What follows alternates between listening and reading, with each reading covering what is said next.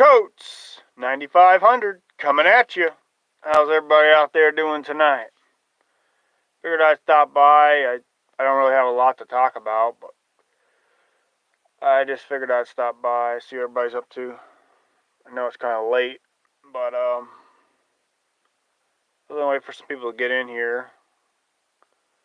See what everybody's up to tonight. But let's see, who else? Who's gonna be in here first? Hit that like button too. Appreciate the likes while I'm here. Very much appreciated.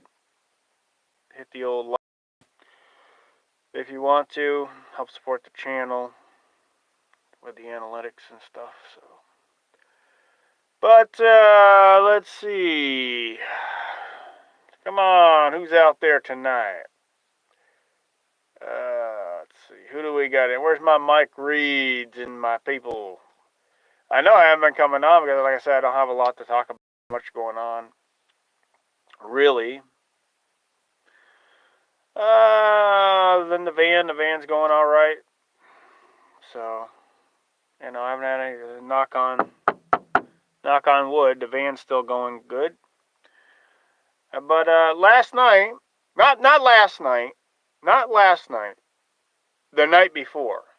So what was it? It was Monday night. I was out taking a walk, my 14-mile walk. Okay. And it's broke up in halves. I walk from my van to the destination. It's 3.5 miles each way. So I went the first 7 miles and back to my van. When I got back to my van, did some stretches, some jumping jacks, and then I said, you know what, I'm going to start back the other 7 miles. So it was around 1:10 in the morning. Monday morning, Monday, 1:10 in the morning. I started down where I walk, and I had my headlamp on. If it's pitch dark out, with my Milwaukee headlamp, I could see perfectly fine. I was walking down the sidewalk, and there is street lights, but some parts of the area is not lit up. And there's some parts where it's lit up. Well, on this side of the road, as I'm walking down the road, there's houses on this side of the road, and on this one stretch of the road, it's all woods. There's no houses. I think it's owned by the state. I think it's a conservation land, a state land. So anyways, I'm walking down the sidewalk. It's about 1:15 in the morning, 1:10 in the morning, and about 60, 70 feet ahead of me, darted right across the road, was a coyote. Yes, a coyote. I said, this ain't no dog. And when the thing ran across the road, there was a house right there on this other side of the road. On the other side of the road, there's a house there with the grass in somebody's yard. Well, it went right into somebody's yard. And I was looking, I had my headlamp on, and I'm looking, where the fuck this thing go? So this sneaky son of a bitchin' coyote comes back around to where I'm walking. It kept its distance, about 70 feet. Went around a building, a little shed building, the property it was. But went in his yard, around the shed building, the fucker come back around. So I'm looking at it with my headlamp. And it's kind of going away a little bit. So when I turned my back and started walking, it started coming, because there's a street light there. There was a street light, but it was still kind of dark. But I could see the shadows. That's how I turned away from it and started walking away from it. It started coming back towards me. So I turned around and faced it again.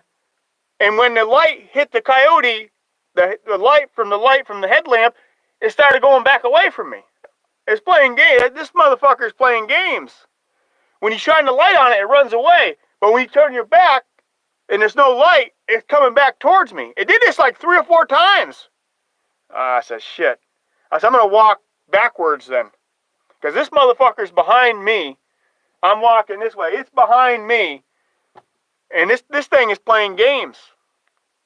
And I ain't going to be breakfast at 1 o'clock in the morning. So I'm walking, and I got the walking backwards.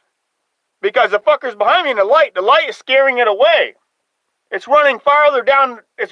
Instead of running back into the woods, the fucking thing runs alongside the wood line alongside the road, way down, and it finally went in the woods. I said, ah.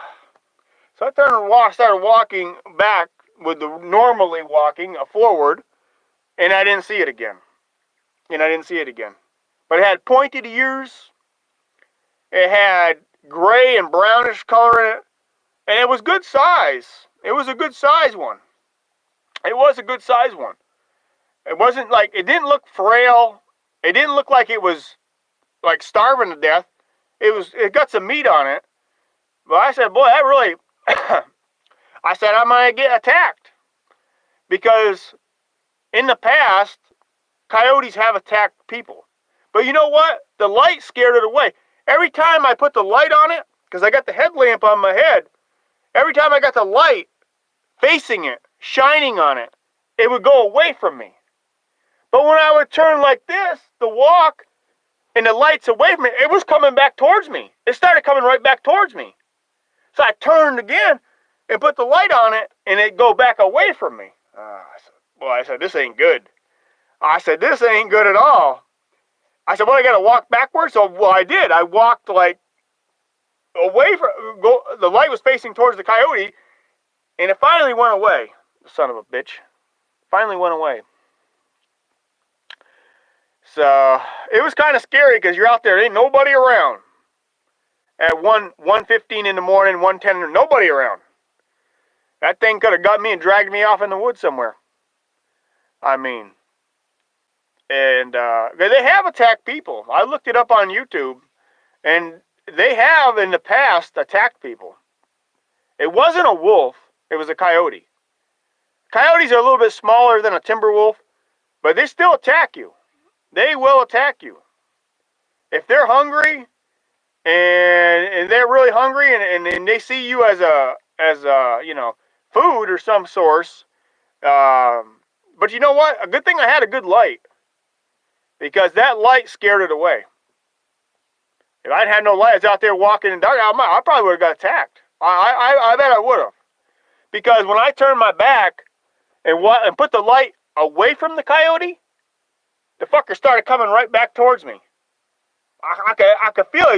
He's right coming right back towards me with the shadows and the light. Because there's a street light, but it wasn't really lit up. It wasn't lit up that good, but I could see the shadows coming back towards me. I said, oh boy, this ain't good. I said, this ain't good. But when I turned and hit the light, when the light hit him, he'd go away. So I was like, oh man, that's a close call. So let's see who come in here first. Let's see, Melanie. Thanks for coming in. Is that your name? Melanie, or whatever your name is. Thanks for coming in. Hi, Daryl. It's a long time no see. Thanks for coming in. Karen. Why did Bergs? I don't know. He likes to do stuff like that. Karen? Who is Bergs? Let's see. Coyote. Yeah, it was a coyote. Yep. Joni Portwood, thanks for coming in. Welcome to the stream. Let's see. It sounds like a devil. It wasn't a devil. It was just a coyote. I mean, but, like I said, if I didn't have a light and I was walking in the dark, that thing really might have got me. It might have got me. Because the only thing that was scaring it away was the light.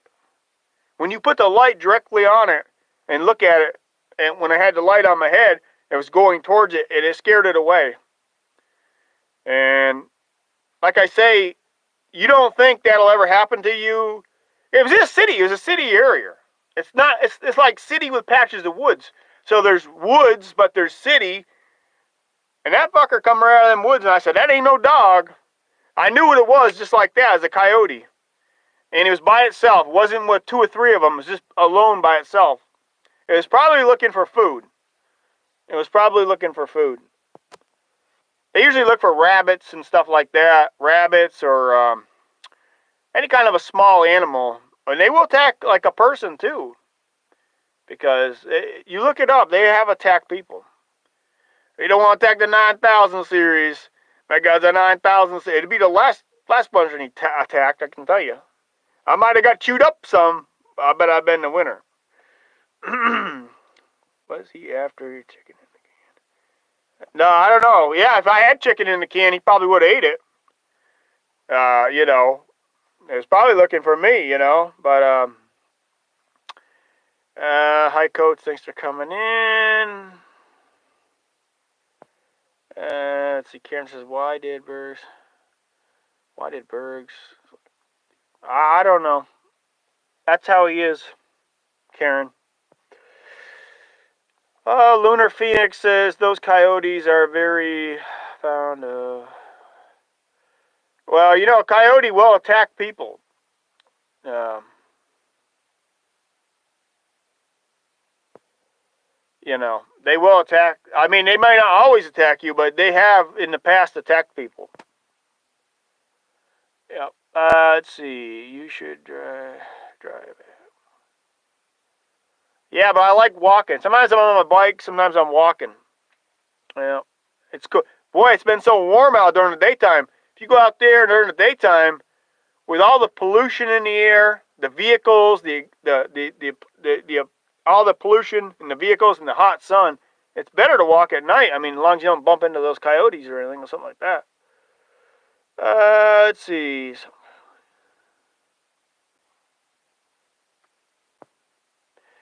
Let's see. RC Bully, thanks for coming in. Welcome to the stream. Joni Portwood laughing out loud. Yeah.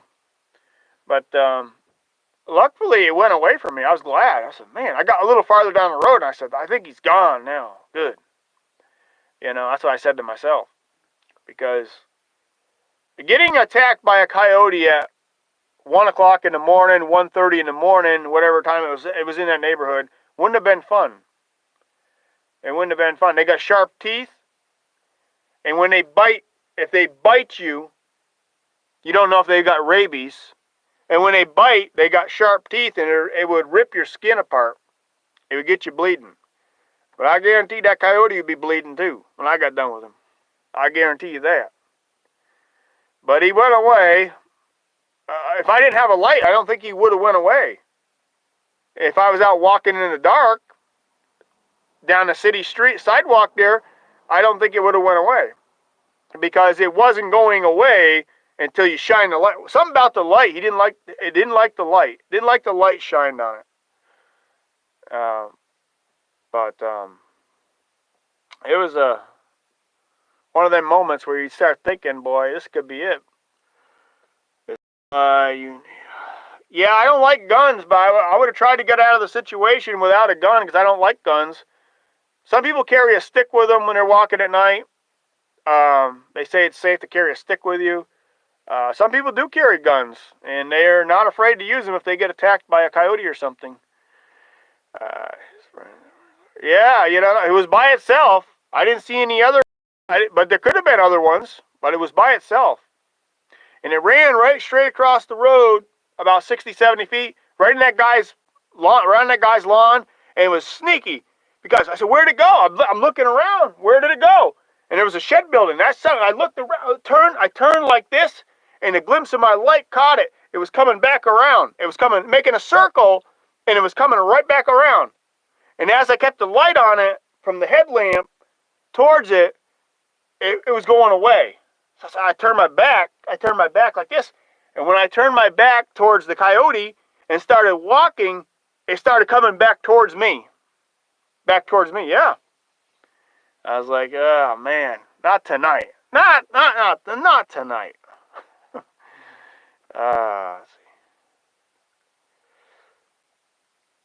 But it went away. I mean, if it didn't go away, I mean, I don't know. I would have probably had my hands full, I'm sure. Because, like I said, sometimes they got rabies. Some of these wild animals, and you don't know. If you're out there, you don't know. That's why people carry a stick with them, but I don't carry a stick neither. So it might have been not good for me. Bear spray. Yeah. That's another thing you could carry, like some bear spray or something like that. You know, I've walked many times at night and never seen nothing. I mean, I've went out on my bike. I've been out walking, but it's always that one time or a few times you'll see something. You won't get away with it every night. There's always a night where you're out there and there's something, or there's a raccoon. Raccoons really don't bother you, you know, or something like that. I've seen a few foxes too. But the foxes I've seen in the past never bothered me. They just runned off. But this coyote wasn't going to back down without that light. Something about the light facing it, towards it, it didn't like that. It kept going back farther. I was like, ah, damn. The only thing I got is a light protecting me. I was like, man. Yeah, you own a 22? Yeah. A lot of people got guns. And sometimes if you live in a rural area where there's no houses and there's fields and woods, you know, you don't know. You don't know what's going to happen. But we have bears around Scranton. Yeah, they're around Scranton. They're around, you know, parts of Connecticut, you know, Rhode Island, Massachusetts. They're all over the place. There's bears all over the place. There's coyotes they're all over the northeastern United States. And they're in the south too as well. But, you know, what they're probably looking for at night like that would be food, something to eat. That's what usually a coyote's looking for. You know, like I said, rabbits or some kind of an animal or something that they can kill and eat. That's usually what they're looking for. Or a person, who knows? Because I've looked up on the internet, YouTube, they have attacked people. Coyotes in the past have attacked people. So even wolves have attacked people. It doesn't happen often, but here and there, they will, if they're hungry enough, they will attack you. You know, and a lot of people carry guns to just shoot a coyote or a wolf. They have no problem doing it. Which I don't know if I really blame them, because if you're going to get chewed to pieces, you know, you're going to shoot them or hit them with a stick or something. You know, whatever you can find. In my situation, would have probably gotten across the road, maybe grabbing a stick or doing something to the coyote, but it didn't actually come to that. Whatever you can use as a weapon. And my weapon was the headlamp, because when the light was shining towards it, it kept going farther away, which was good, you know, because I wouldn't want to get attacked and have to go to the hospital, you know, because if I did get attacked by a coyote, I would have to go to the hospital, because you don't know if they got rabies. You know, they might have rabies. I don't know. And it would have been a trip to the hospital if I made it. Their teeth are very sharp, and skin on your arms or your hands, anything like that, they'd rip that to pieces. Their teeth are good size. They got good sized teeth. And when they chomp on your arm or your leg, they're going to rip your skin. They're very sharp teeth. It didn't come to that, but in the past they have attacked people. Look it up. It's all there. It doesn't happen like all the time. But there has been occasions where people were out on a camping trip and they were attacked by a wolf or a coyote. There's more coyotes than there is wolves, but they're out there. And if you don't think it's going to happen, you'll be somewhere someday, and if you're out camping or doing something, they could come around. That's why a lot of people do carry guns, because they figure if they get attacked, they'll just shoot it. But like I said, I don't like guns. I don't carry no guns. But it was a good scare. I tell you, I usually don't get too scared, but I was thinking, what can I do next? I walked backwards. I walked like this with the light going towards it, and it kept going farther. The fucker run all the way down the side of the road. Instead of running back off into the woods, it run all the way down the side of the road. I could see over 100 feet down the road. And then it finally got down far enough and went into the woods. And I turned, I walked fast. I was probably about 3/4 of a mile to the nearest store. A 24-hour gas station. It's about 3/4 of a mile, and there was a 24-hour gas station. So I got down there, and I walked past that, and I walked farther to where I walked. And then as I had to come back through that same area, to get back to my van, I said, that son of a bitch better not come out again, which he didn't, but, you know. I don't know, you know, I've walked many times at night. I've been out on my bike many times. Never had no trouble. It's here and there. You never see them every night.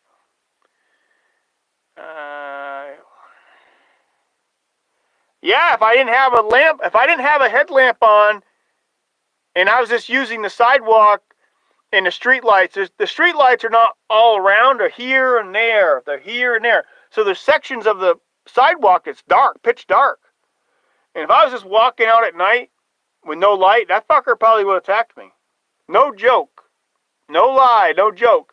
If no light, I think he would have got me, or tried to get me. Yeah, I was hungry. I was probably hungry. They come out at night looking for food. You know, coyotes. That's what they do. The only thing that saved my ass was that headlamp. That Milwaukee headlamp. Because I was walking with nothing, no light at all. I almost bet you that fucker would have tried to gut me. Yeah. I'll bet you.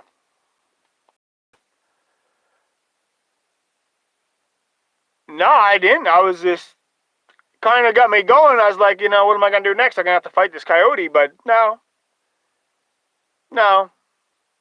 But I was thinking, what can I do? What can I do to get away from me? So the light was my only friend.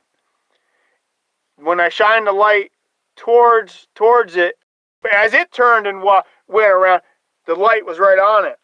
And it didn't like that. It kept going farther away from me. But when I turned my back, and the light was going down the road, in the shadows, it was coming back towards me. I was like, no, not tonight. Yeah, but I don't know if you could outrun them. They can run pretty fast. I didn't run from it. Showing a sense of fear. If you're running away from something, it shows a sense of fear. And animals can sense that. A bear, a wolf, a coyote. You want to try to stay calm. That's what you want to try to stay calm. And not act scared. You know you got a little bit of scare inside you. You don't want to show it. Because that can be a bad thing for you. And a good thing for the animal, whatever kind of animal it is. Because they can sense that stuff. And then they will attack. So I didn't run from it.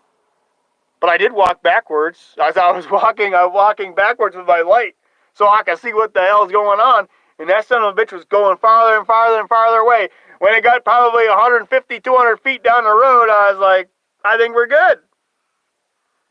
And we were. But, yeah, it's just one of those things, you know, that come across, you know. I don't carry any spray with me. I probably should. I probably should carry some kind of, if I'm walking at night. I mean, in the city areas, you wouldn't think there'd be anything like that. Well, it's not all city. There's woods, there's city. There's woods, there's city. And fuckers are around. Believe me. Sister Earth, thanks for coming in. Welcome to the stream. And, you know, you think that, well, you're not going to see them unless you're way out, like, you know, way out in some rural area. No, they're around the city areas, too. Believe it or not. And there's like a bit of woods, a bit of city, a bit of woods. Yep. But I've walked this same route many times. Never saw nothing. I biked it. Never saw nothing. This time, I did. You never know. You never know. I mean, I could really sense it if I was way out in Minnesota somewhere on some back road. Yeah, I could see him coming towards me then.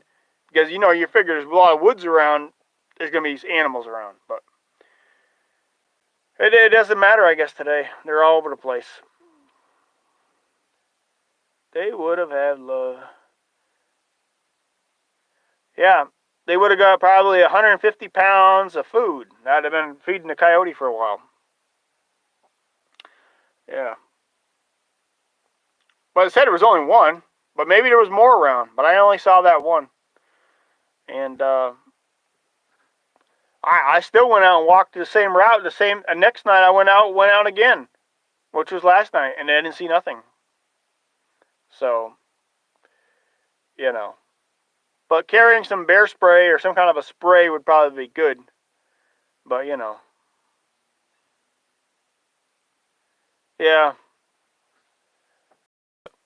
I don't know.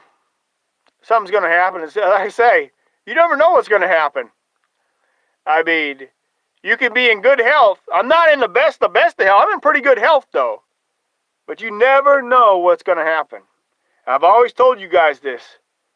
Value every day you're on this earth. Believe me. Because you don't not promised tomorrow.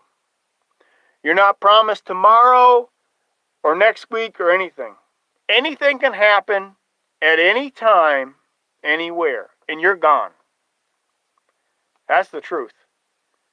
And boy, it'd be a hell of a way to die getting chewed up by a coyote. That'd probably be in the paper, for sure. Can you see it now? A man out on a walk at 1 o'clock in the morning, killed by a coyote. Imagine that. Imagine that right up. Let's see, BB, thanks for coming in. Welcome to the stream. I would have fought back. It wouldn't have killed me easy. But, they got sharp teeth, and those teeth when they start ripping, and they're bad. Those teeth are sharp. That's what I'm worried about. That's what I'd been, And you don't know if they've got rabies or not, so. Let's see. Yeah, I won't be going down that way till probably November. Scranton, Pennsylvania, I won't be going through that area until probably somewhere end of October, first week of November. I won't be going through there. It'll be November, first week of November and end of October. So if I'm still around, which I hope I am, So, but the weather's been pretty warm, huh? What do you guys think of these 95-degree days, huh? You like it? You like it, huh? Melanie, you like these 95 degrees, huh? You like that weather, huh? Lunar Phoenix, do you like 95? Yeah. That's very nice of you. It's very nice of you. But like I said, I'm not going to be out that way until it'll be end of October or November.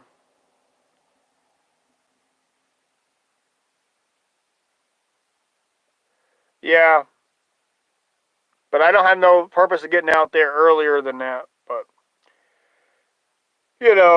that's how I go down south. I take Interstate 84 from Hartford, Connecticut. Once you leave Hartford, Connecticut, take 84 all the way to Scranton. Once you get to Scranton, Pennsylvania, you go down Interstate 81. 81, take it down to Harrisburg, down that way, and you can cut across 83. There's a couple of different ways. Highway 15 through Gatlinburg or somewhere like that. Anyways, I get back on 95, Interstate 95, and then I'm good to go. Once you get on 95, you're all right. You're away from the mountains. I usually pick up in Virginia. Usually I pick it up in Virginia, just north of Fredericksburg. I pick up 95, and then I take Interstate 95 the rest of the way down. It's good road then. Once you get on Interstate 95, you got some pretty good road to travel. No more anything like that. Down through Richmond in the Carolinas, pretty good road. And Otherwise, if you keep going down Interstate 81, it'll take you down through Roanoke. And once you get into Roanoke, it's kind of hilly. It's kind of like hills. And you get down into Tennessee, it's longer that way. It takes me, it's longer. I've went that way a few times, but I figured out it takes me longer if I stay on 81 and get down to Roanoke and all that. It takes me longer to get down there, down to Florida or southeast Georgia. It just does.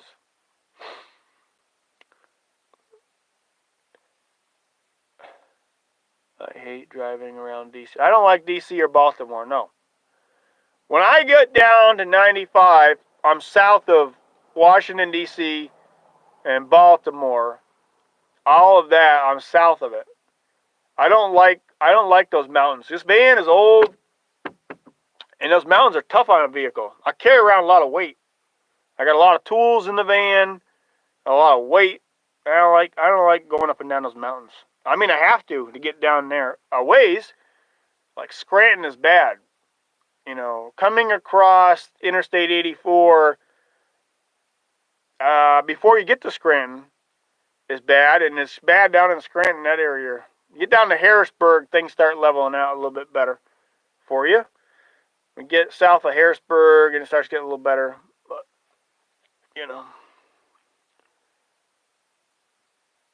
Yeah, I know it. It'd be alright if you had a brand new rig. I won't worry about the mountains then. But this thing ain't brand new.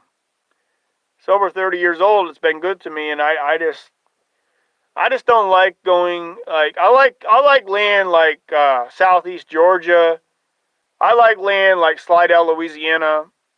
I like land like Fort Pierce, Florida. That kind of land. That's good level land, level. You can drive around, and it's not too bad. But unfortunately, I have to get there, so I have to go do some mountains. Better route on 995. Yeah, once I get to 95, I usually pick up just north of Fredericksburg. And somewhere in there, it's south of all the Baltimore and all that. And I don't know how many miles north of Fredericksburg it is. But when I pick it up, it's in Virginia. And I pick it up on 95. And then I go through Fredericksburg. I go through Richmond. I go through Imperial. All them places down on 95. And I'm all the way good then.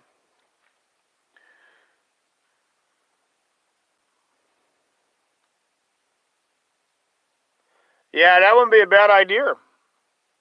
A lot of people are buying home bases. But, if you got the extra money, it's not bad to buy a home base. But I'm not living out in no desert. I'd have to buy a home base in southeast Georgia. I'd have to buy a home base in Florida.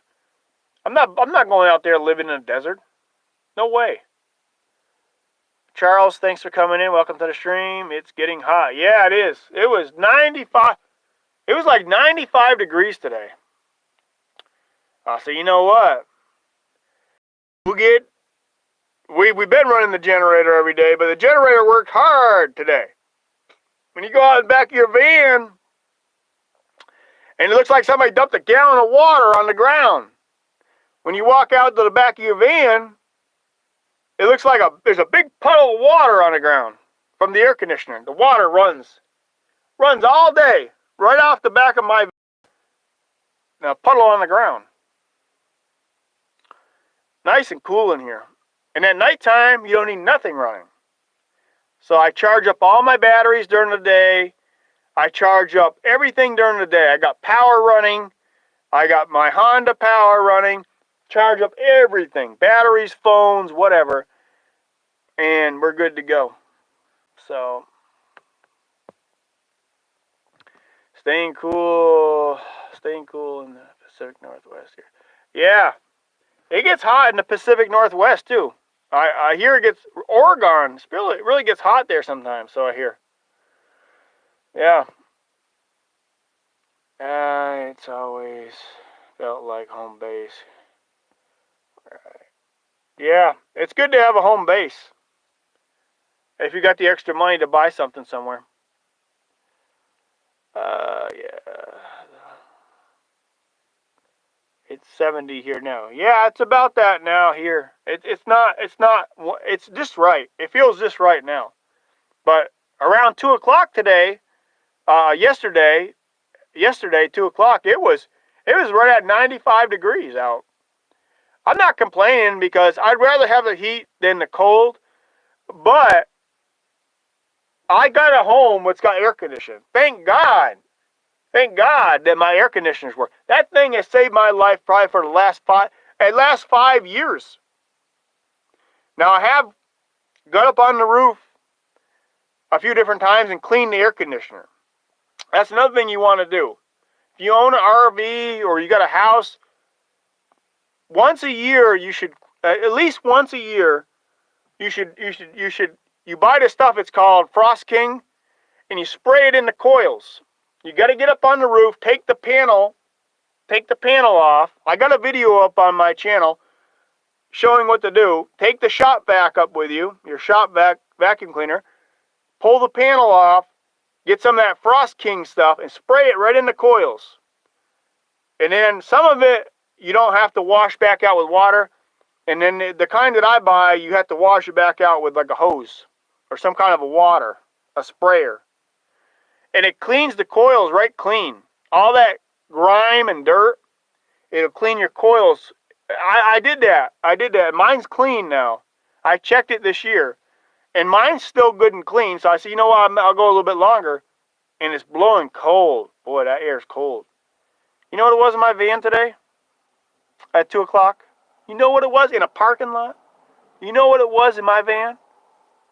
Try 67 degrees. 67 degrees parked on blacktop. Yeah.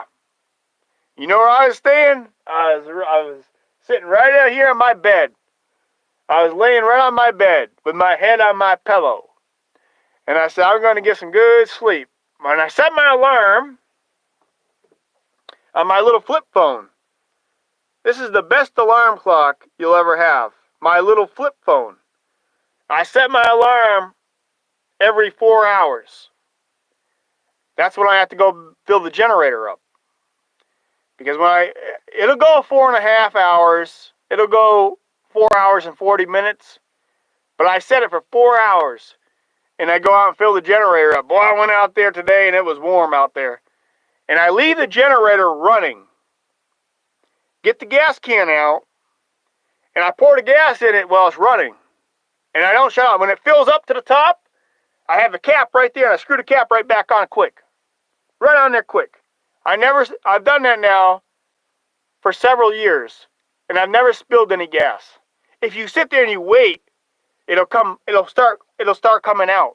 But if you're quick about it, you got the gas can right there. The cans like I've got, you dump it right in quick. Put the cap right back on. Have the cap right there beside you. Put the gas cap right back on. You never spill a drop. And you don't have to shut the generator off. I never shut the generator. Let it run. And it works out good. That works out good. Now I'm good for another 4 hours. Usually I run it 10 hours a day. Sometimes I run it 12, but sometimes I run it 12 hours. But a lot of times 10 or 8, but depending. But we're definitely gonna run 8 hours. Sometimes 10 or 12. Because I'm gonna live. You see this house? I'm gonna live in comfort. I ain't gonna be sitting in a hot van parking lot.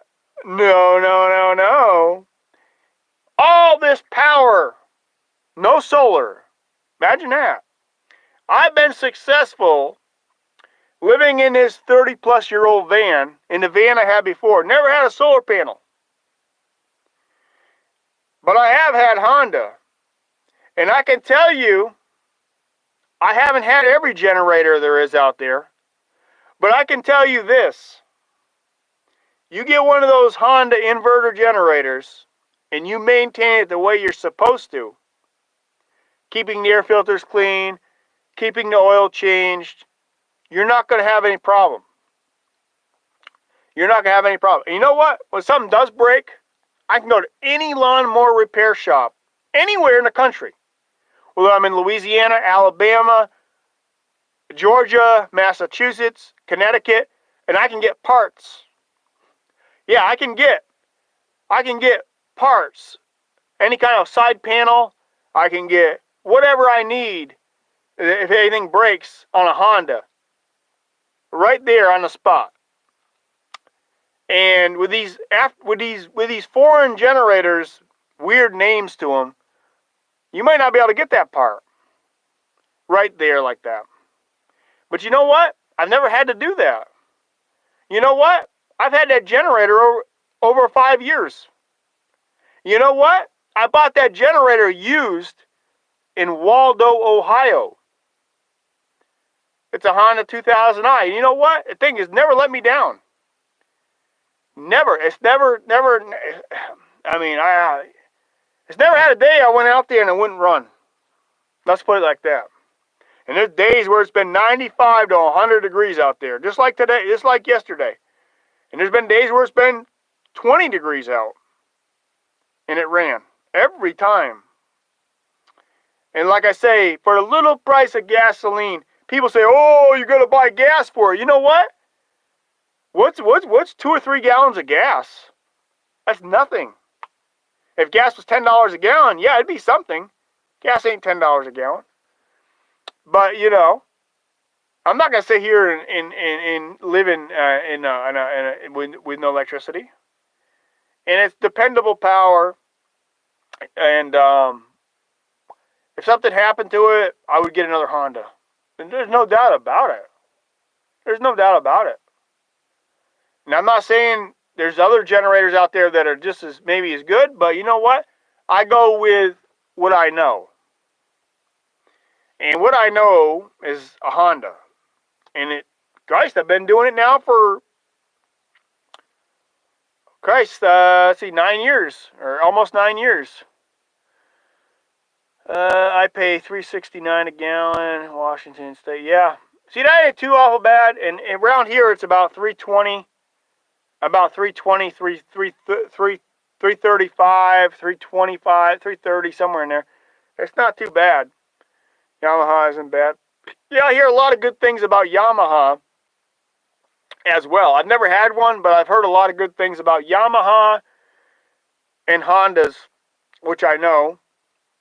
You know, everything's so expensive now. Yeah, everything is kind of expensive, but you know what? You still got to have gasoline. It would take you know what? How much solar would I need to run that air conditioner? Let's think about this. That's a big air conditioner back there. It would take quite a battery bank, more than I could put in this van, and more solar panels than I could put on this van to run that 12 hours a day, 10 hours a day, 8 to 12 hours a day. I don't have that kind of solar power, and I don't have that. The batteries would cost me probably 4 times what a new generator would cost if I could get them on the roof. And the batteries and the pin to run that, you better believe it. There's no way. Yeah, there's no way you could run it. I don't care what anybody says. Unless you got a big battery bank and a really powerful solar to run it, you know. It would take quite a bit.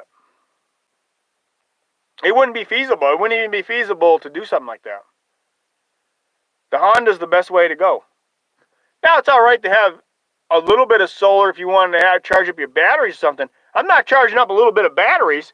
I'm running a friggin' big air conditioner. There ain't no batteries that are going to run that all day like that I've got a hold of. It would, unless, you know what, if I did, it would cost me $5,000. Probably just for the batteries. It wouldn't be a smart idea. Honda's great. You know, damn right Honda's great. You know, look at these other van dwellers. Look at some of these other van dwellers. They go out and buy these cheap generators, and they have all kinds of problems. All kinds of problems. This is wrong. This don't work. they're just dumb, in my opinion. Because I can stand here and tell you, if I didn't have what I have, I'd probably be dead. There's no way you can live in a parking lot with no air conditioning when it's fucking 95 degrees out there. When it's 95 out there, it's over. If there's no air running in this thing, it's 120 in here. You better believe it. You better believe it.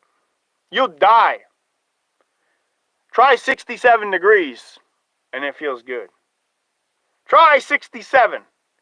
All you nomads and van dwellers, the 9000 series, sitting real good in a parking lot at 67 degrees with his Honda generator running. You damn right my generator's running. Running all day long, baby, from 9 o'clock in the morning, sometimes to 9 o'clock at night. How you like that? How's that fit the bill? Woo! And when I get up 10 o'clock at night, whenever I get up, 9 o'clock, 8 o'clock, whenever I get up, I feel pretty good. And I'm a night owl. Right now, I'm a night owl. I've been coming out at night. When that sun goes down, the 9000 series is up. What could he be doing?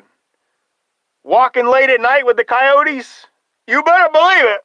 And Mr. Coyote, if you're out there watching me on YouTube, you better leave me alone, Mr. Coyote. You better leave me alone. Because the night is not yours. The night is my night. Yeah. Let's see here. You got to stay cool. You damn right you got to stay cool in your van. And that air conditioner right there is a lifesaver. That's a Domatic. What is that thing? What is that sucker? It's a Domatic Durotherm Brisk Air. It's the old Durotherm Brisk Air. That's what it is. I'll show you. Alright, cool.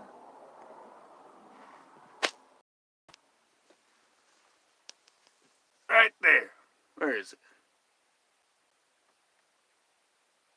See that right there? 1990s technology. Right there. You see that? That's what saves the 9000 series in a Walmart parking lot. In a parking lot, baby. Woo, you know it. You see that, Mr. Chris Townsend? Woo, saved my life. Right there. Saved my life. Woo, you know it. Yeah. You know it. They know it.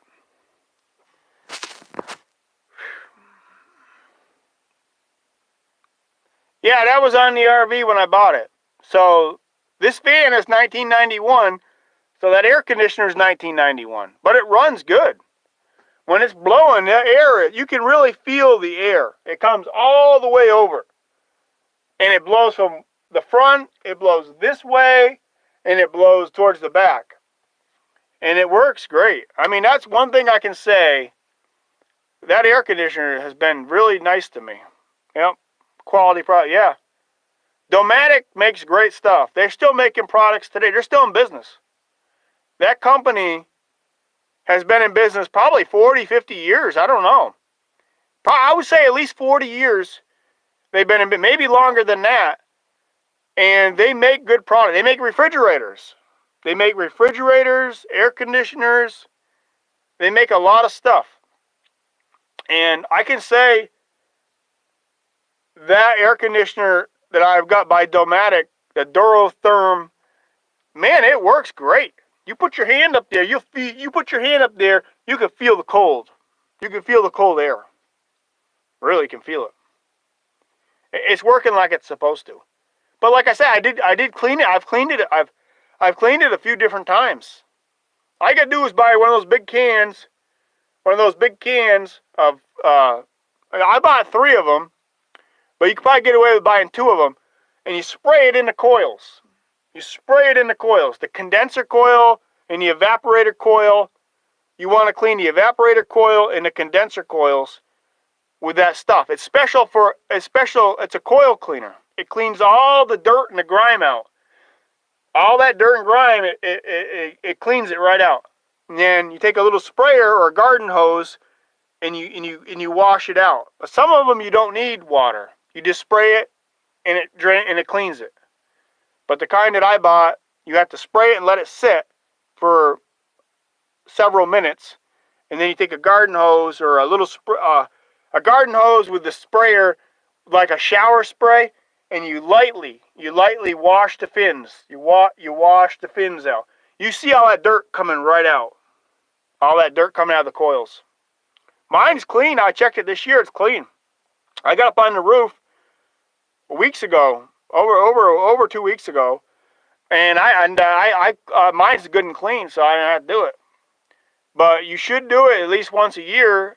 I mean, if it's bad, because what it'll do, it'll make your air conditioner run a lot more efficiently. You know, it run more efficiently by keeping them clean. It's just a regular maintenance.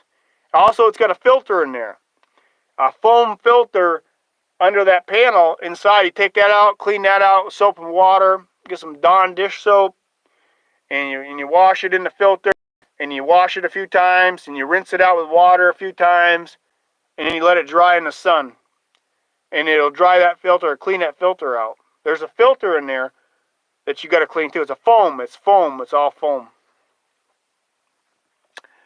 So do you ever go camping in forest? Not too much. I really don't get out in the woods too much. I'm mostly in the city areas. Nothing wrong with going out camping in the woods, but I'm usually never in the woods. I'm always on blacktop. I'll be at a Walmart, a Home Depot, a Lowe's, a Cracker Barrel, somewhere like that. But, you know, some people go out to these national parks. Some people go to these other places. I don't go there. Not that there's anything wrong. Either way you want to do it, it's all right. But I always figured less wear and tear on your vehicle in a city. And I don't say that like, you know, it can be a lot of wear and tear, but where I go and how I operate is in a city area where it's all blacktop. If you get off on some gravel road somewhere where the roads might be really bad, big potholes, or you might get stuck out there, something, who knows? And it could do more damage to your van or your camper. But, you know, things can happen in the city. Anything can happen anywhere, but, you know. Mountains are nice, refreshing. Yeah, it's nice to get out in the mountains. You know. I don't do it too much, really, but, you know. It's whatever you want to do, you know. If you got something newer, it probably would be, you could do something like that, but, you know. With my old van, I got to keep it going, and I don't know. If something breaks down, and I'm in a city area, I can get parts. If I'm way out somewhere, I'm going to do a lot of walking or bike riding to get my part. See, if you're in a city area, within a 3 or 4 mile radius, you're going to have an AutoZone, O'Reilly's. And if I'm way off somewhere, I might not have that. I just might not have it. Let's say I'm 100 miles from a parts store. Something happens. I might not make it all by myself. Might be in trouble. Joni Portwood says, I found a used Honda push mower cheap. Yeah, buy it. You should buy it. Oh, did you buy it? You bought it? Okay. Yeah. Honda makes good stuff. They really do. That's true, yeah. Why do you need a mower living in a boat? I don't know. But Yamaha, Honda, they really do make good stuff. I mean, I can't speak on Yamaha I've never had one, but people tell me, a lot of people have told me that Yamaha is a good one. But either way, you can't go wrong. You know, you can get parts for Yamaha too. I know they got dealers all over the place. Get any kind of parts. But like I say, I haven't had too much trouble. I've been lucky. I tell you, I've been lucky. I mean, a lot of bad things could have happened, but they didn't. I mean, I could, I could friggin' the generator blow up or something happen, but it never has. But I do maintain it the way it's supposed to, and you know, just doing the air, keeping the air filters clean, keeping the oil changed. That goes a long way. Some people never do that stuff. That's why they have problems. You know, if you don't take care of equipment, whether it's a vehicle or a generator or a lawnmower, a chainsaw, whatever it is, it's going to have more problems. You're going to have more problems. It's easier just to do the maintenance work and have less problems. It really is. Have the tools. Yeah, I got most of the tools. Yeah, I got about every tool you can think of. From adjustable wrenches to sockets to screwdrivers to power tools. You name it. Ball joint, things to change out your ball joints, fucking brake bleeders, brake tools for brakes. You name it, I've got it. Snap ring pliers. I got friggin' over $200 in snap ring pliers. And they're the good ones, though.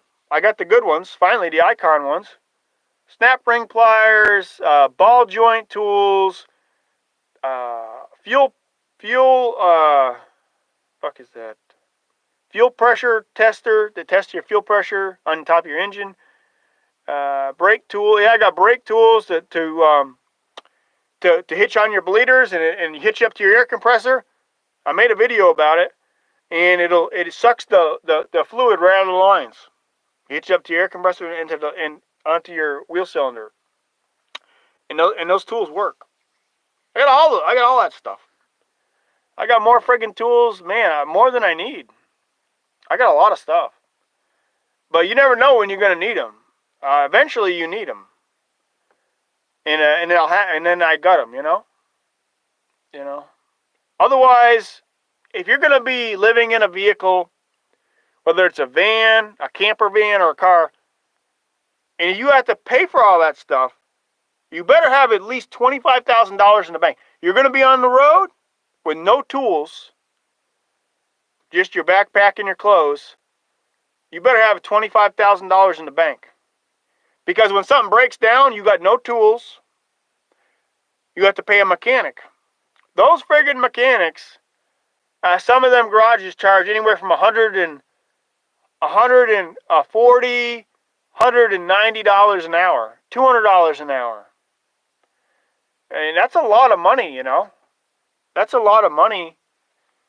And I know they got to keep their garage in business, but you know, the common person really, if you're living in a van, that's a lot to come up with. That's a lot of money. I would say living.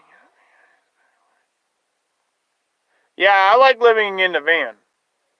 An older van like this. A Ford van that I can work on myself. I can do most of the things myself. And that's what I like. That's why I'm doing it.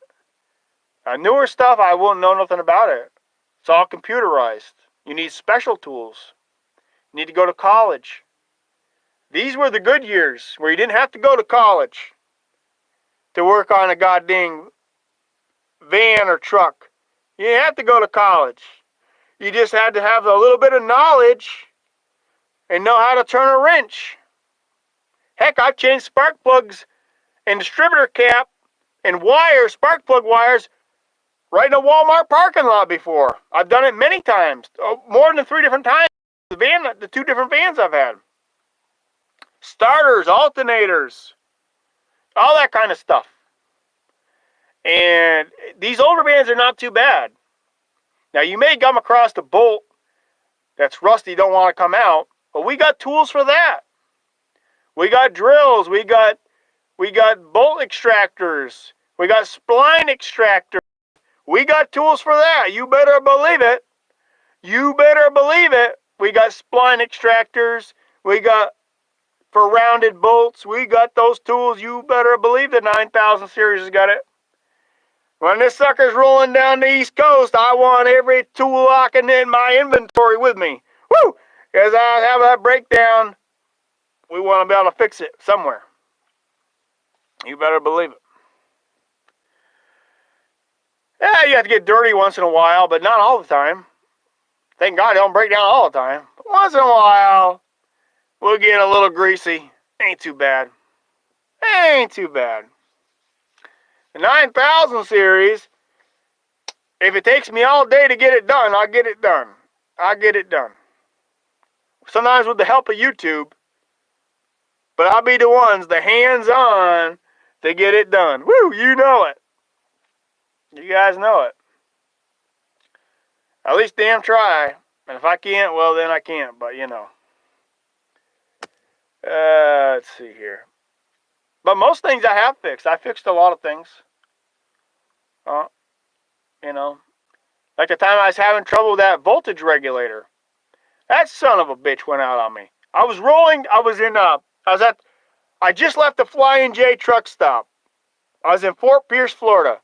Just left the Flying J truck stop. I started back down 95, which is probably only about 2-3 miles from the Cracker Barrel. I was going to crash out at the Cracker Barrel for the night. I was up at the Flying J truck stop late at night. That fucking voltage was going way up. It was the voltage regulator burned out. And by the time I got to that Cracker Barrel, that fucking battery under the hood was frying.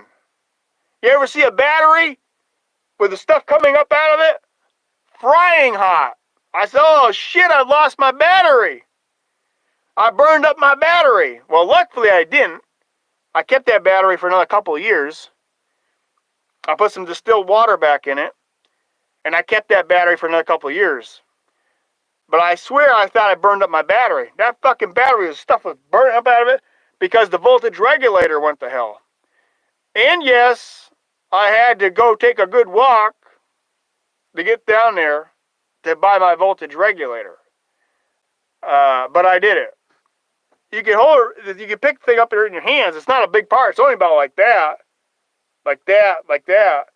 Just a voltage regulator. But I thought it was the alternator. But it was the voltage regulator. I put the new voltage regulator on.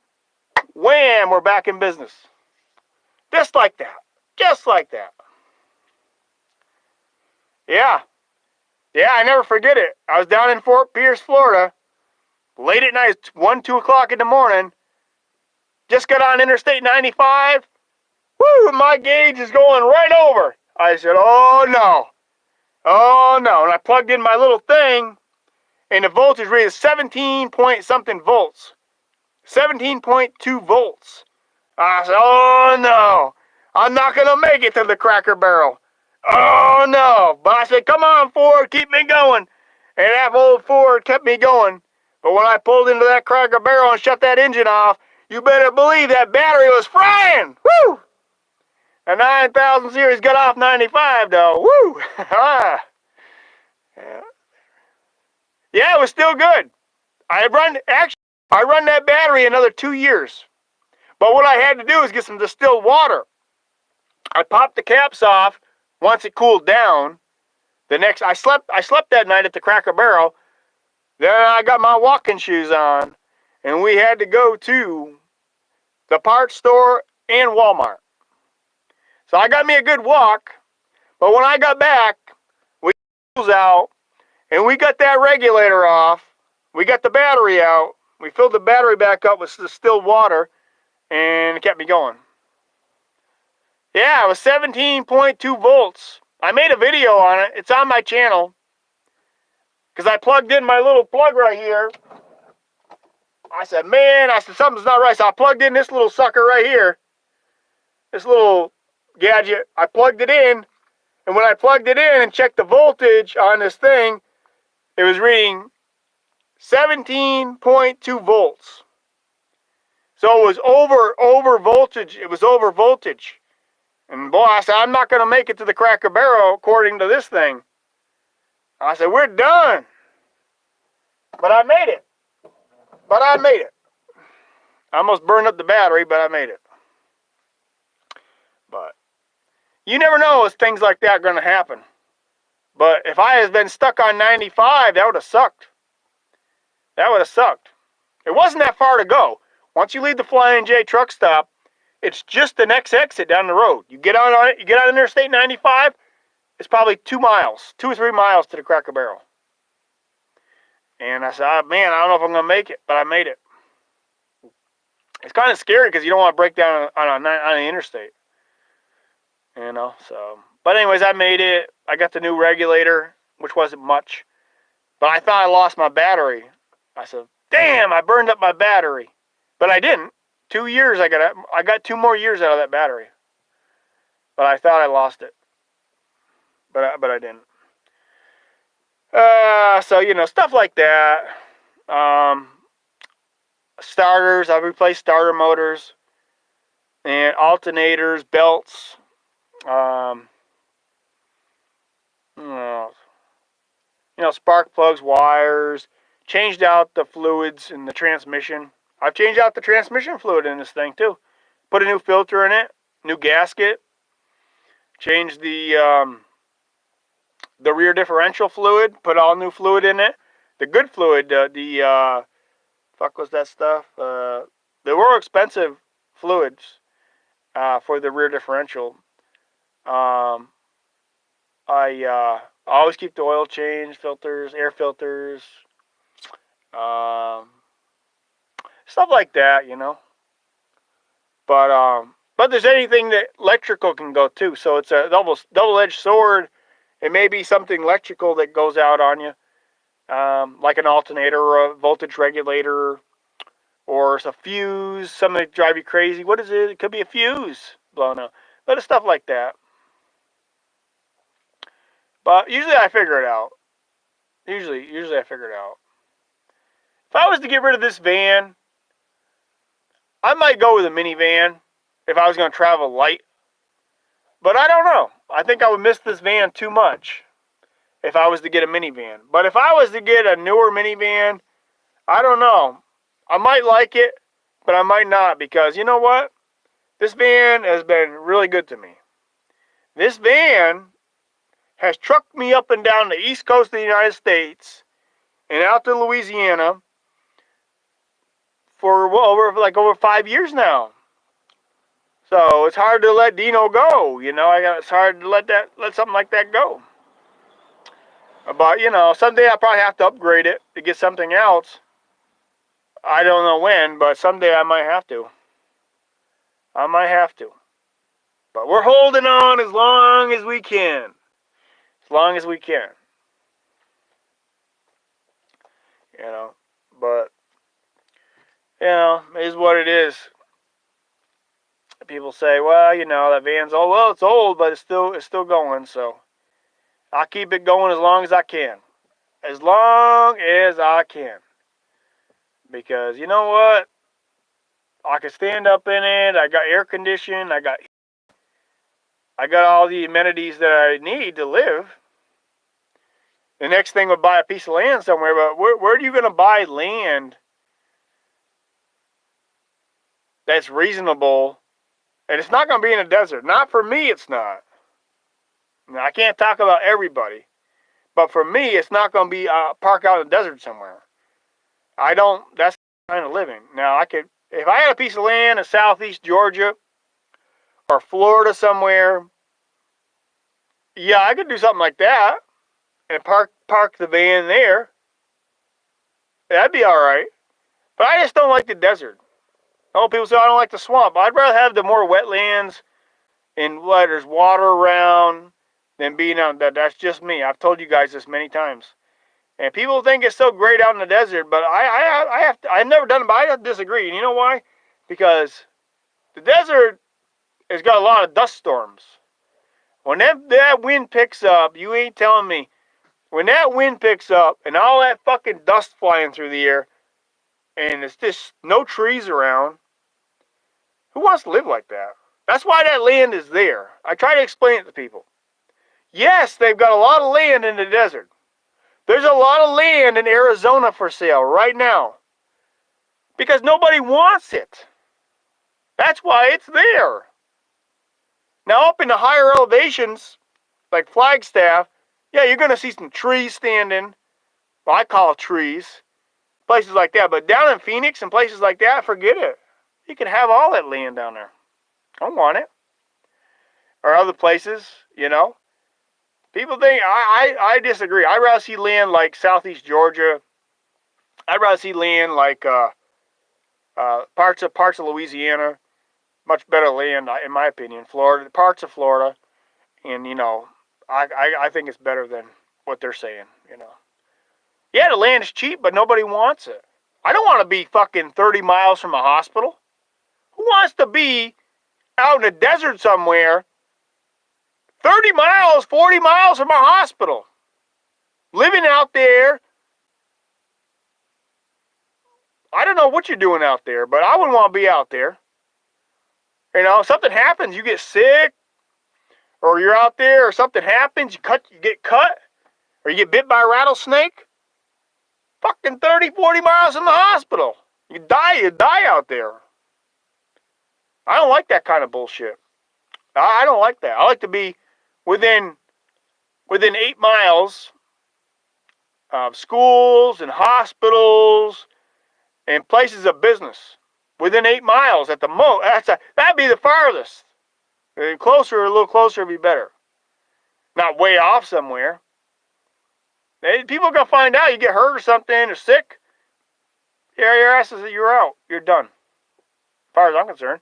You could die out there. Nobody even know you're dead for a month. I don't like that. Wiggins, Mississippi, $1,000. Well, yeah, I mean, there's land in places in Mississippi, too. Depending on what part of Mississippi you're in, I guess Wiggins, but, you know, I'd rather be, yeah, somewhere like that would be all right. But, you know, I have to look around because I have to see what the land is. Does the land get a driveway to it? Can I access it? Is it in a swamp somewhere? I don't want that. I want a land where I can drive in off a blacktop road. What kind of land I want. You can drive in off a blacktop road. There's a power pole there. Nice concrete, all concrete place to park my van. And something like that. I don't want to be off on some dirt road either. I don't want that neither. I don't want that. I want to be right off a blacktop road.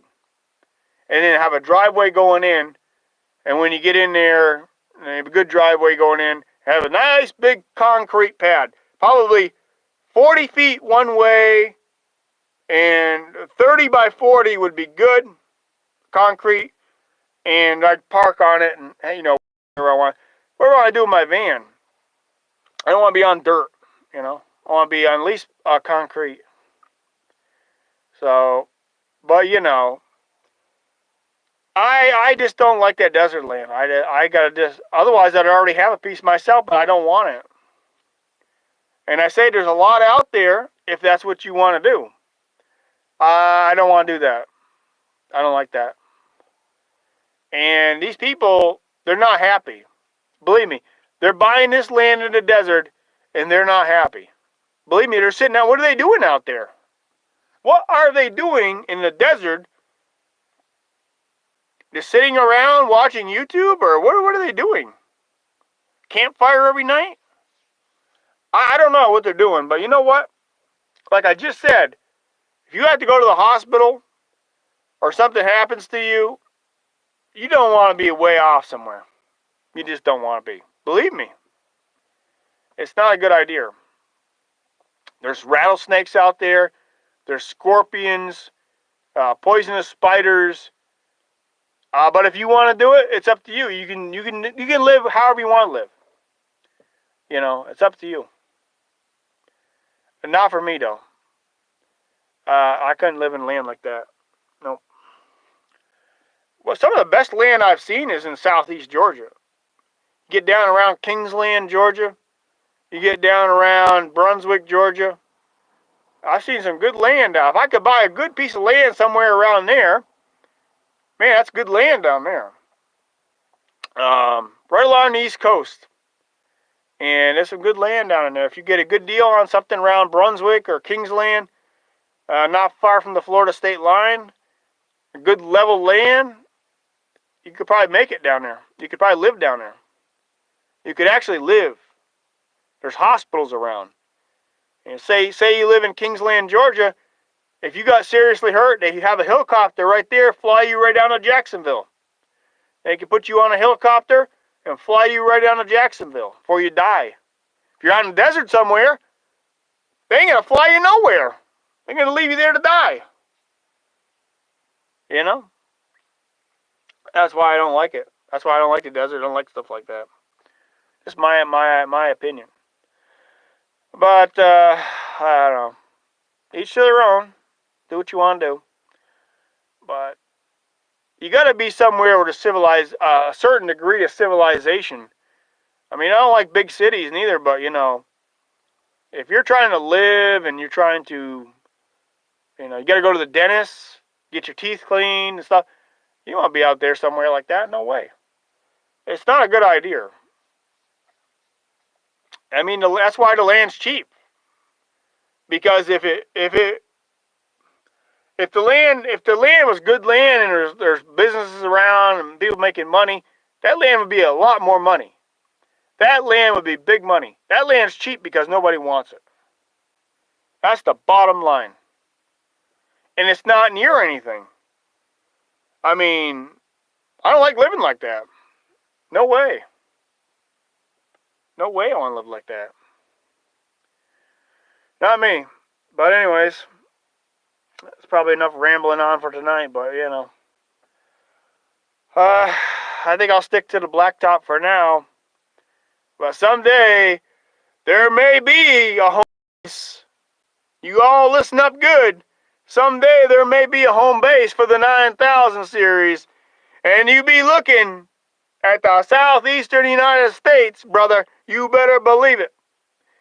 Because let me tell you something. You can make it in southeast Georgia and you can live. You can make it in parts of you can live. But around some other places, it's not so good. I know it. I know because I've lived in a lot of different places in my van. And you'll find where you fit in the most. And there's places that I don't like. And I don't fit in. But when I go to southeast Georgia, you better believe those people treat the 9000 series like gold. You better believe we'll have ice for our cooler. You know, I go down to that Flying J down in Brunswick. They say, hey, 9000 series, take all the ice you want. All the ice you want. I got plenty of ice. Good people down there. They're good. I should say they're great people. Not good. They're great. Because some of the most friendliest people I've met on my travels, the most friendliest, were not in the northeastern United States. They weren't in Connecticut. They weren't in Massachusetts or Rhode Island or New Jersey. You know where they were? They were in that little chunk of land along Interstate 95 from Brunswick, Georgia to the Florida state line. Right in there. Good people. A lot of good times down in southeast Georgia. A lot of times, you know what? A lot of times I park my van, right? You know why I find a place to park my van? Right at a Marriott motel. Did I have a room there? No, I didn't. And they have big spots at these big motels like Marriott, Hilton. You better believe the 9000 series went in there at 9 o'clock at night and got a place to sleep, quiet. I didn't hear no motors running. I didn't have no street sweepers. I was sleeping in a motel parking lot in my camper van. Quiet. Peaceful. My little flip phone set for 6 a.m. So get in there at 9 o'clock at night, set this for 6 a.m. I got me some good sleep. in the winter months in Georgia. You better believe it. And good people, they didn't come out and tell me to run and kick me out of there. They didn't say nothing. They didn't say nothing. Good people. And it was quiet. You know when you can park on blacktop, big parking lot, and when it's quiet, no leaf blowers at 3 o'clock in the morning, no street sweepers at 1 o'clock in the morning, nice and quiet, and there I am in the southeast Georgia. Woo, you know it. And I go do something during the day with my bike. There's good times, a lot of good times. But you go to other places, it's not so good. It's noisy. The people don't act right. There's something wrong with them. There's parts of Florida that it suck. I'll tell you right up. There's parts of Florida where there's a lot of people that got mental illnesses, and there's something wrong with them. There's other parts of Florida where they're good people. Florida's a mixed bag. Georgia's, I think, a little bit better. But, you know, the parts of Florida I would say stay away from is Kissimmee. Kissimmee, Florida sucks. Where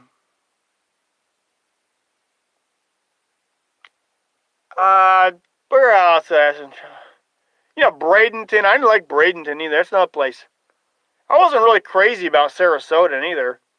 Sarasota, Bradenton. It's nice, but the people are not acting right. You get into a lot of people around here on bicycles. Not that they're all bad people, but you got to watch your back. You go down to Fort Pierce, and it's like I'm right at heaven's door. Fort Pierce was great. Whew, you know it. Daytona, not so good. You know, I went to a Buc-ee's. I pulled my van in, my camper van down there at Buc-ee's in Daytona. And I bet I just got down to sleep. I was going to sleep there for the night. And that son of a bitch come around knocking on my thing. I said, he says, you can't sleep here tonight. I said, I can. I'm only going to stay one night. He says, you can't do it. So I had to get up out of bed in Daytona, Florida at Buc-ee's and move the hell out of there. I was only going to stay one night, and he wouldn't let me do it. I had to go down to friggin' Walmart, get disturbed by the sweeper guy. What a disaster. So I don't like Daytona really neither. No, I don't like Daytona. I mean, I just don't like it. I don't like Daytona. I don't like Bradenton. I don't like Sarasota really. Naples. I like Naples. Woo, you know it. Naples, Florida. Oh, yeah. Naples, Fort Pierce. Good times there. There's a place over on the Panhandle I've stayed a lot, which is called Marianna. Marianna, Florida. I've stayed there quite a few times. It's all right for a little while, but they do catch on to you. But you can get away with a couple weeks, 3 weeks, 2 to 3 weeks there before they catch on to you. Because it's kind of a small town. But after 3 weeks, they're starting to start catching on to you. Then we just move a little farther on I-10. That's what we do. Or be the I-10 camping spots.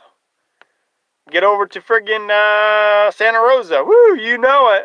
Pensacola, baby. Woo, a lot of good times in Pensacola.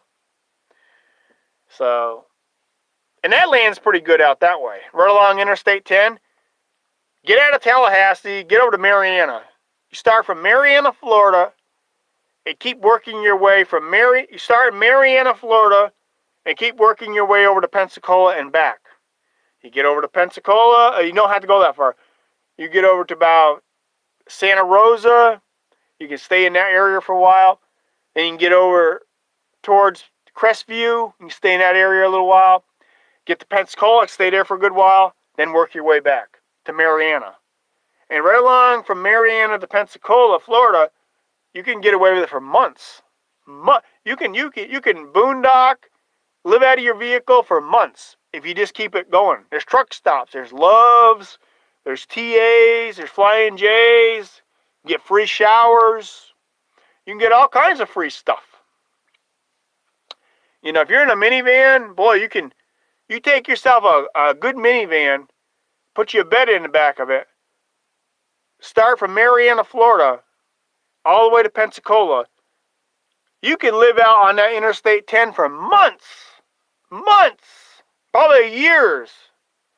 Nobody bother you. Get showers at the truck stops like Love's and the TA. You know, I got so many free showers. It's not even funny.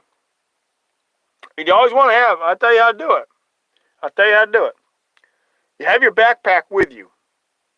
Do not walk into a truck stop or out by the fuel island where they're pumping fuel and don't have your backpack. Make sure you have your soap, your clean clothes, your soap, all in your backpack. Have your backpack with you. So when you're asking for that shower, they're going to see you got a backpack, they're going to give it to you. If you go out there with no backpack and you don't even have any clothes, that's all you got? It'll start a conversation like that. Have your backpack with you. Have your clean clothes, and you go up to them, and I'll tell you how to approach them. You see them there pumping fuel, or they're coming in the door. You say, hey man, I'm sorry to bother you. You help me out with a shower? I'm just trying to get a shower. And 9 times out of 10, they get you a free shower. You get your own private bathroom, your own sink, your own toilet. And some of them places are nice. Let me tell you, when you're on the road, some of them Love's truck stops. Some of them Flying J's. Some of them are pretty nice. And heck, if I didn't want to have a gym membership, I could get free showers all day long. 1, 2, 3. You know what a shower costs now? Anywhere from $13 to $17 for one shower. For one shower. $13 to $17 depending on where you are. Who's going to pay that? Nobody. In their right mind. The truck driver is pumping in thousands of gallons of fuel, hundreds of gallons of fuel, so they get free showers. I'm not buying that much fuel, so I'm not going to get it, but place to brush your teeth, place to shave, all that stuff. So it's worth it. It's worth to get the free showers. So, oh yeah, now 22% on the battery. But anyways, I'm probably gonna get out of here. I've been rambling on enough now. My battery is dying quickly. It's dropping. It's saying you're done. The hour and a half is up. We're gonna shut you down. But thanks everybody for coming in. And hit the old like button. Very much appreciated. And I'll talk to you all later. Peace out.